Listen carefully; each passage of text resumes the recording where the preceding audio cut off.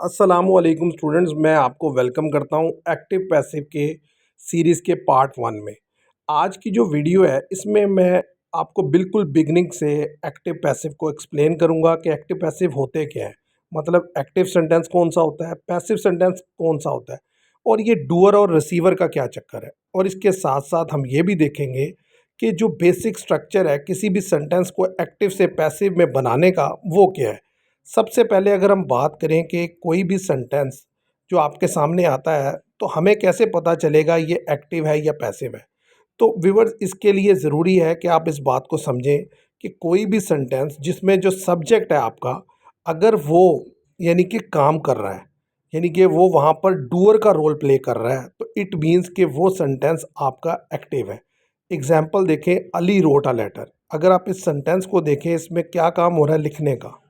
और वो लिखने का काम कौन कर रहा है, अली, जो आपका सब्जेक्ट है। तो जब भी किसी सेंटेंस में जो सब्जेक्ट है वो काम कर रहा हो तो वो आपका एक्टिव सेंटेंस होता है। जैसे कि आई प्ले क्रिकेट, तो कौन क्रिकेट खेल रहा है, आई, तो आई आपका सब्जेक्ट है। ही रीड्स न्यूज़पेपर, कौन न्यूज़पेपर पढ़ रहा है, यानी कि पढ़ने का काम कौन कर रहा है, ही, तो ही आपका सब्जेक्ट है। और यहाँ पर ये ही, आई और अली क्या है, ये डूअर ऑफ एक्शन है, ये एक्शन कर रहे हैं।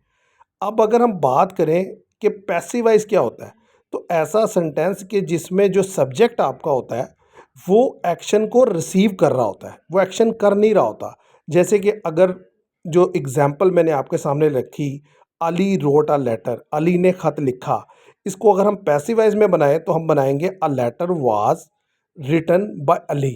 तो अब इस सेंटेंस को अगर आप देखें तो इसमें क्या लिखा है, लेटर जो है आपका सब्जेक्ट हो गया और यहाँ पर लेटर खुद कोई काम नहीं कर रहा, बल्कि उस पर जो एक्शन हो रहा है वो उसे रिसीव कर रहा है। लेटर लिख कौन रहा है, अली। लेकिन यहाँ पर जो मेन सब्जेक्ट के तौर पर यानी कि ये वर्ड आएगा आपके सामने पैसिवाइज में, वो लेटर आएगा। और लेटर आपका एक रिसीवर है और वो रिसीव कर रहा है उस एक्शन को, जो एक्शन किसने की है, अली ने।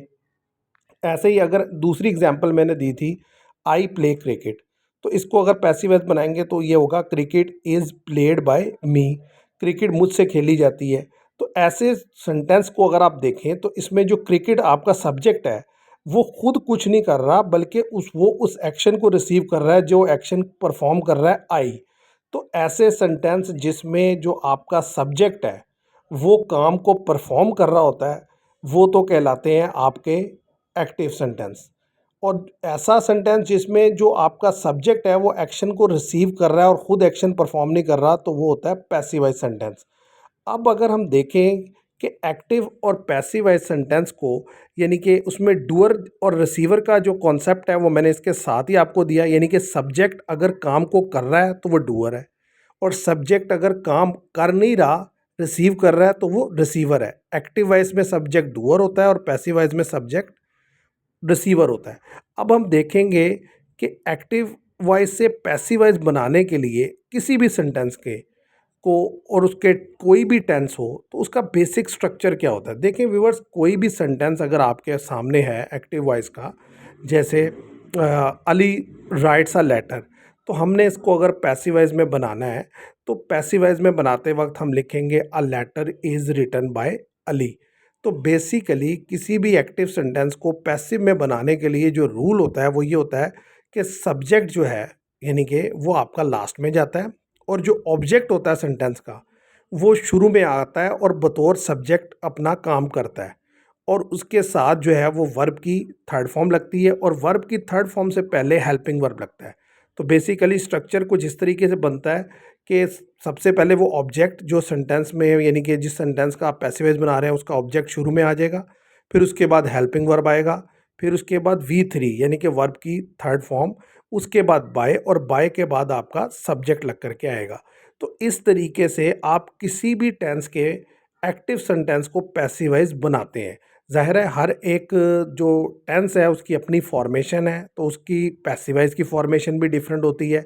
मैंने आपके सामने जो सेंटेंस बोला वो बोला अली राइट्स अ लेटर, तो अब उसका पैसिवाइज बनाने का मैंने आपको क्या बताया कि सबसे पहले आप देखेंगे इसमें ऑब्जेक्ट क्या है, कौन क्या, यानी कि कौन लिखता है, अली, तो अली तो हो गया सब्जेक्ट।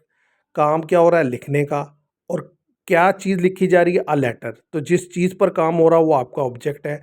तो वो जो अ लेटर है पैसिवाइज में वो शुरू में आ जाएगा। और अ लेटर के बाद अकॉर्डिंग टू द रूल हम यहाँ पर इज़ इस्तेमाल करेंगे, अ लेटर इज़। और ये इज़ आपका हेल्पिंग वर्ब हो गया।